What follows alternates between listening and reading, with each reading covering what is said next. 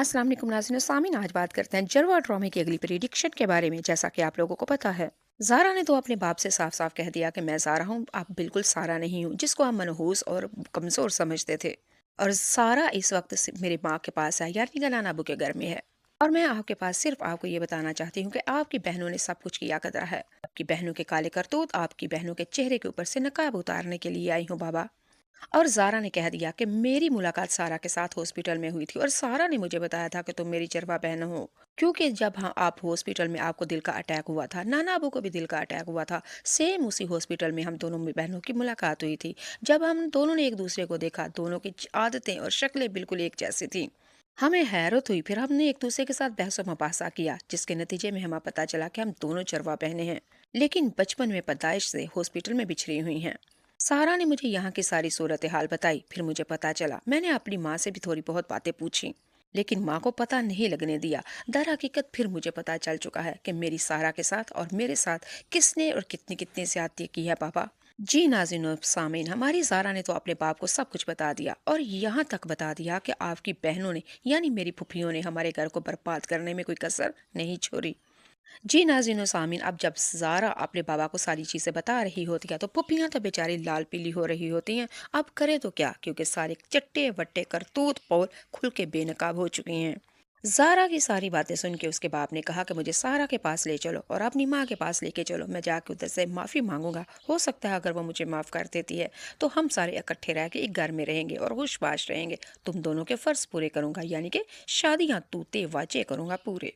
चलें जी, अगली एपिसोड में फिर आप लोग देखेंगे कि हमारे मजहर साहब ज़ारा अपनी माँ के पास लेके जाती है, लेकिन 5-6 एपिसोड के अंदर अब ज़ारा, भले ज़ारा कहे या मजहर कहे, अब तो उसकी माँ बिल्कुल भी नहीं मुआफ़ करने वाली, क्योंकि शाज़िया ने जितनी अज़ियतें दर्दनाक परेशानियाँ झेली हैं, अब वो एक से दम कैसे माफ़ कर सकती है।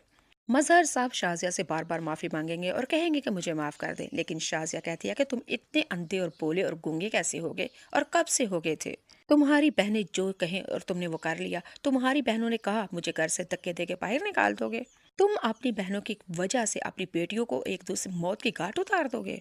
तुम अपनी बहनों की वजह से कासिम बेटे की मौत करवा दोगे। तुम्हारी बहनें तुम्हें जो कहेंगी वो तुम करते फिरोगे। मर्द करे तो ठीक, औरत करे तो गुनाहगार। ये कैसा हिसाब है। नाज़रीन और सामीन, अब शाज़िया तो मज़र से गिन गिन के अपनी ज़्यादतियों के बदले लेगी जो कि बनते हैं।